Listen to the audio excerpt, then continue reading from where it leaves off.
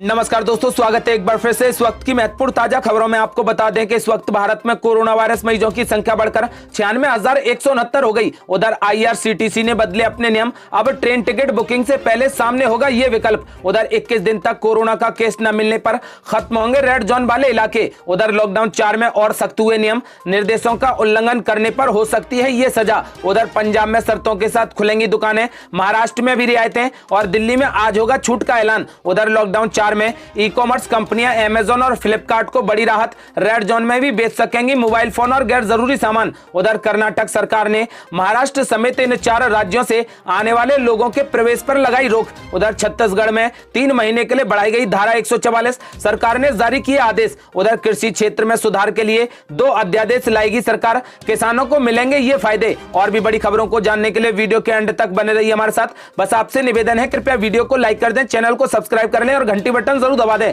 दरअसल दोस्तों, आपको बता दें कि आज भारत में कोरोना वायरस मरीजों की संख्या बढ़कर 96,169 हो गई, जिसमें से 3,029 लोगों ने अभी तक अपनी जान गंवा दी है। और अच्छी बात यह है कि अभी तक 36,823 मरीज ठीक हो गए। वह अगली बड़ी खबर, आईआरसीटीसी ने बदले अपने नियम, अब ट्रेन टिकट बुकिंग से पहले सामने होगा यह विकल्प। दरअसल दोस्तों, आपको बता दें कि विशेष ट्रेनों के चलने के बाद कोरोना वायरस संक्रमण के खतरे को कम करने के लिए आईआरसीटीसी ने अपनी वेबसाइट में नया विकल्प जोड़ दिया है। अब टिकट बुकिंग करते वक्त आपको इस बात पर सहमति जतानी होगी कि आप गंतव्य स्थान पर पहुंचने के बाद 14 दिन के क्वारंटीन सेंटर के नियमों का पालन करेंगे। इसके बाद ही आप पोर्टल के जरिए ई टिकट बुक कर पाएंगे। यदि आपने इस बात की सहमति नहीं दी तो आप टिकट बुक नहीं कर पाएंगे। नया नियम इसकी वेबसाइट पर मौजूद है। इसमें लिखा है कि मैंने अपने गंतव्य राज्य की तरफ से जारी स्वास्थ्य परामर्श को पढ़ लिया है, मैं इसे स्वीकार करता हूं और इसका पालन करूंगा। इसमें यात्रियों को टिकट बुक करने के लिए मैं सहमत हूं के ऑप्शन पर क्लिक करना होगा। इसके बाद ही वो टिकट बुक कर पाएंगे।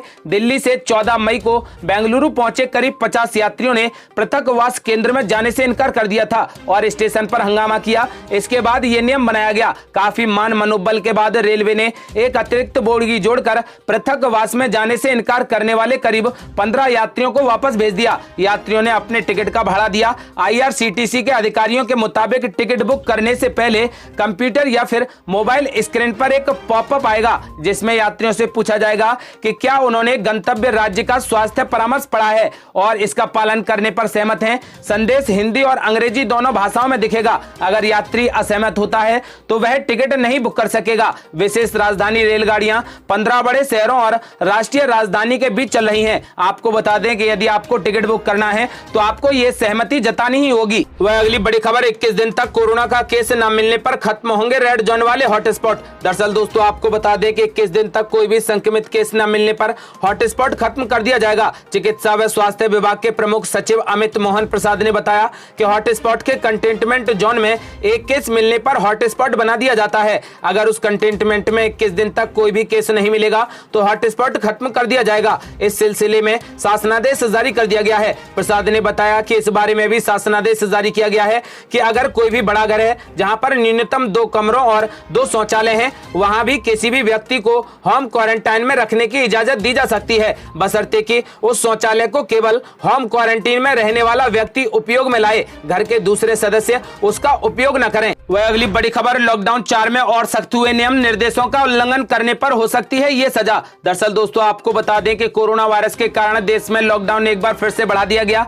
चौथे चरण में इस बार केंद्र सरकार ने 31 मई तक के लिए लॉकडाउन बढ़ाया है। वहीं कई राज्यों में पहले से ही लॉकडाउन बढ़ाने का ऐलान किया जा चुका है। गृह मंत्रालय की ओर से एक बार फिर से नई गाइडलाइंस जारी कर दी गई हैं। ऐसे में एक आम आदमी को आज से शुरू होने वाले लॉकडाउन के कारण क्या ध्यान रखना चाहिए, साथ ही गाइडलाइन में साफ बताया गया है कि लॉकडाउन का उल्लंघन करने पर आपको सजा भी दी जा सकती है। आपको बता दें कि यदि आपने लॉकडाउन का उल्लंघन किया तो आपको कड़ी सजा दी जाएगी। लॉकडाउन का पालन करना हर व्यक्ति के लिए बेहद जरूरी है। यदि आप लॉकडाउन का जानबूझकर पालन नहीं करते तो आपके खिलाफ आपदा प्रबंधन अधिनियम 2005 के अनुसार कार्रवाई की जाएगी। अधिनियम के तहत 51 से 60 तक की धाराओं में बताया गया है कि यदि आप लॉकडाउन का उल्लंघन करते हैं तो आपको 1 से 5 साल तक की सजा और जुर्माना भी भरना पड़ेगा। वह अगली बड़ी खबर, पंजाब में शर्तों के साथ खुलेंगी दुकानें, महाराष्ट्र में भी मिलेंगी अब ज्यादा रियायतें और दिल्ली में आज होगा छूट का ऐलान। दरअसल दोस्तों, आपको बता दें कि पंजाब सरकार ने अपने यहाँ पर आर्थिक गतिविधियों को रफ्तार देने के लिए बड़े फैसले लिए हैं। पंजाब में आज से अब कर्फ्यू को हटाकर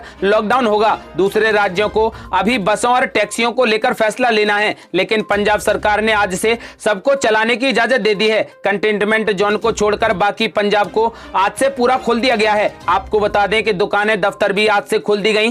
कोरोना संकट की वजह से सबसे पहले कर्फ्यू लगाने वाले राज्य पंजाब ने अब चौथे चरण में उस कर्फ्यू को हटाकर लॉकडाउन में बदल दिया है। आपको बता दें कि इसके बाद महाराष्ट्र में कंटेनमेंट जोन में लॉकडाउन पर सख्ती से अमल किया जाएगा। महाराष्ट्र में उद्योग चरणबद्ध तरीके से शुरू होंगे। महाराष्ट्र में ग्रीन और ऑरेंज जोन में ज्यादा रियायतें दी जाएंगी। दिल्ली में पाबंदियों में ढील की योजना का आज ऐलान होगा। गुजरात सरकार भी आज दिशा निर्देश जारी करेगी। उधर जम्मू कश्मीर में भी 20 मई को जारी किए जाएंगे गाइडलाइन। उधर कर्नाटक सरकार भी आज से छूट का ऐलान करेगी। आपको बता दें लगभग सभी राज्यों ने अब छूट का ऐलान कर दिया है। वह अगली बड़ी खबर, लॉकडाउन 4 में ई कॉमर्स कंपनी अमेजॉन और फ्लिपकार्ट को मिली बड़ी राहत। रेड जोन में भी बेच सकेंगी गैर जरूरी सामान। दरअसल दोस्तों आपको बता दें कि लॉकडाउन 4 में e commerce company Amazon, Flipkart, Paytm mall और स्नैपडील को बड़ी राहत मिली है। केंद्रीय गृह मंत्रालय ने ई कॉमर्स कंपनियों को non essential product red zone में भी डिलीवरी करने की अनुमति दे दी है। केंद्रीय गृह मंत्रालय द्वारा लॉकडाउन 4 के लिए नए दिशा निर्देश में ई कॉमर्स कंपनियों को बड़ी राहत मिली है। आपको बता दें कि 4 मई से शुरू हुए लॉकडाउन 3 में ई कॉमर्स कंपनियां केवल ग्रीन और ऑरेंज जोन में ही गैर जरूरी सामान जैसे कि smartphone, fashion product, electronic goods आदि को डिलीवर करने की छूट मिली थी। आपको बता दें कि देश के ज्यादातर मेट्रो शहरों और बड़े शहर रेड जोन में आते हैं, जिसकी वजह से ई कॉमर्स कंपनियां केवल चुनिंदा जगहों पर ही अपनी फुल फ्लेज सर्विस कर चुकी हैं। आपको बता दें कि लॉकडाउन 4 में केंद्रीय गृह मंत्रालय द्वारा ई कॉमर्स कंपनियों को रेड जोन में नॉन एसेंशियल सामानों की बिक्री यानी डिलीवरी की अनुमति मिल जाने से राहत मिली है। आपको बता दें कि 25 मार्च से ही ई कॉमर्स कंपनियां केवल एसेंशियल प्रोडक्ट ही डिलीवर कर पा रही थी। इनकी फुल फ्लेज सर्विस एक बार फिर से दोबारा शुरू हो गई है। वह अगली बड़ी खबर, कर्नाटक सरकार ने महाराष्ट्र समेत इन 4 राज्यों से आने वाले लोगों के प्रवेश पर लगाई रोक। दरअसल दोस्तों आपको बता दें कि कर्नाटक सरकार ने महाराष्ट्र, गुजरात, केरल और तमिलनाडु से आने वाले लोगों के राज्य में प्रवेश पर प्रतिबंध लगा दिया। कर्नाटक के मुख्यमंत्री बीएस येदियुरप्पा ने कहा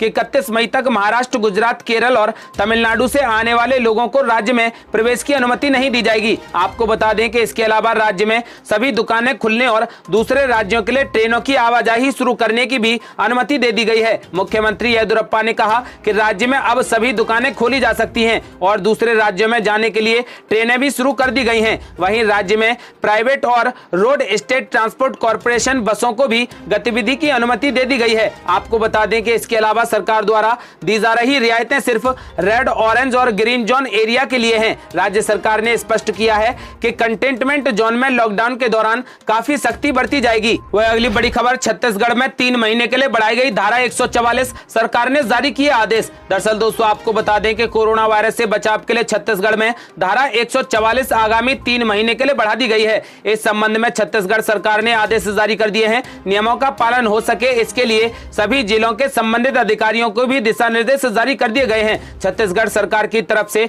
यह फैसला इसलिए लिया गया है क्योंकि राज्य में कई जगहों पर अभी भी कोरोना वायरस संक्रमण की स्थिति बनी हुई है। आदेश के मुताबिक नियमों का उल्लंघन करने वाले लोगों के खिलाफ दंड प्रक्रिया सहित 1973 और धारा 144 के तहत कार्रवाई की जाएगी। बता दें कि छत्तीसगढ़ में करीब 1 हफ्ते तक कोरोना का कोई भी नया मामला सामने नहीं आया था और एक्टिव कोरोना केस की संख्या सिर्फ 3 रह गई थी, लेकिन पिछले 2 दिनों में एक के बाद एक केस मिलने से राज्य प्रशासन और स्वास्थ्य विभाग में हड़कंप मच गया है। आपको बता दें कि इसी की वजह से 3 महीने के लिए धारा 144 लगा दी गई है। वह अगली बड़ी खबर, कृषि क्षेत्र में सुधार के लिए 2 अध्यादेश लाएगी सरकार, किसानों को मिलेंगे ये फायदे। दरअसल दोस्तों आपको बता दें कि कृषि क्षेत्र में व्यापक सुधार के लिए मोदी सरकार जल्दी ही 2 अध्यादेश लाएगी, जिनके जरिए नए केंद्रीय कानून के तहत किसानों को अपनी उपज कहीं भी बेचने की छूट मिलेगी, जबकि आवश्यक वस्तु अधिनियम में संशोधन कर उपज की स्टॉक सीमा को खत्म कर दिया जाएगा। केंद्रीय कानून को लेकर राज्यों से टकराव की स्थिति का सामना करने की भी